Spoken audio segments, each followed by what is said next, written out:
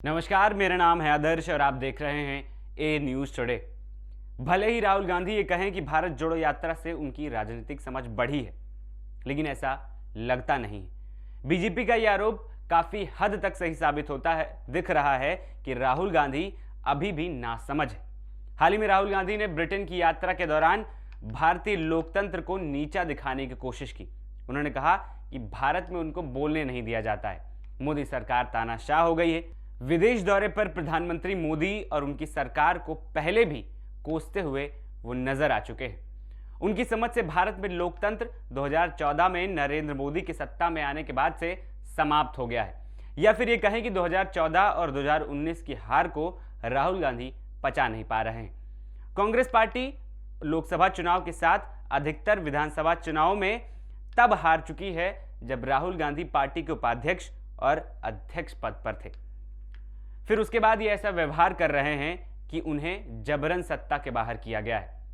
वो जनता के जनादेश का तो अपमान कर ही रहे हैं, साथ ही अपनी कमियों को भी छुपा रहे हैं। उन्होंने कांग्रेस का अध्यक्ष पद भले ही छोड़ दिया हो, लेकिन पार्टी उनकी सोच के इर्द गिर्द ही घूम रही है।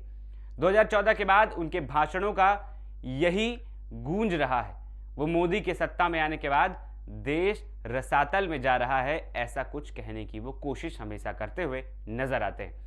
कुछ ऐसा ही स्वर सोनिया गांधी का भी रहा है। वहीं ये स्वर सिर्फ राहुल गांधी के ही नहीं, समूचे विपक्ष का रहा है। जब मल्लिकार्जुन खड़गे कांग्रेस अध्यक्ष बने, तब से वो भी सोनिया और राहुल जैसे स्वर में स्वर मिलाते नजर आते हैं। राहुल गांधी ये शिकायत बार बार कर रहे हैं कि लोकतंत्र की सभी संस्थानों पर बीजेपी और आरएसएस का कब्जा है। शायद राहुल गांधी अपनी सरकार जब सत्ता में थी उस वक्त भूल गए हैं कि क्या हुआ करता था।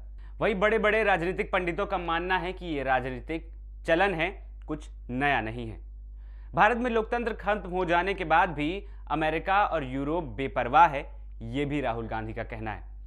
इसका मतलब ये है कि राहुल गांधी चाह रहे हैं कि अमेरिका, यूरोप और भारत में लोकतंत्र बहाल करने के लिए इन देशों को दखल देना चाहिए। ये और कुछ नहीं, देश के आंतरिक मामलों में विदेशी हस्तक्षेप के लिए निमंत्रण भेजना है।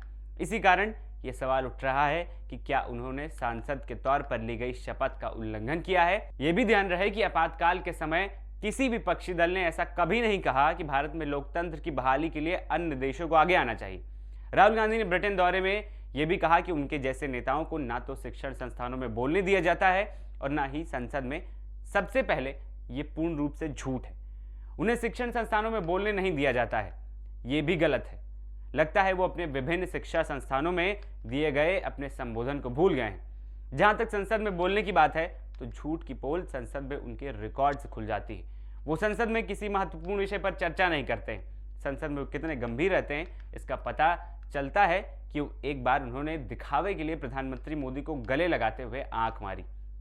क्योंकि वो उनसे नफरत नहीं करते थे, वो ये दिखाना चाहते थे। वही उनके अधिकतर भाषण मोदी के अंध विरोध का पर्याय होते हैं। जैसे भारत का कद बढ़ता जा रहा है, वैसे वैसे भारत विरोधी शक्तियां भी सक्रिय हो रही। कुछ समय पहले आई बीबीसी डॉक्यूमेंट्री के बाद हिंडनबर्ग की रिपोर्ट मोदी के साथ भारत को नीचा दिखाने की कोशिश की गई। भारत में जैसे जैसे आम चुनाव निकट आ रहे हैं, वैसे वैसे विपक्षी देशों में खालिस्तानियों की हरकतें बढ़ती जा रही हैं। कहीं कांग्रेस जाने अनजाने उन ताकतों की सहायक तो नहीं बन रही है जो भारत का हित नहीं चाहती हैं। आखिर राहुल गांधी की ब्रिटेन यात्रा को कौन प्रायोजित कर रहा है? इन सवालों का जवाब जो भी हो, कांग्रेस को पता होना चाहिए कि मोदी पर अनावश्यक हमले से कोई फायदा नहीं होने वाला है।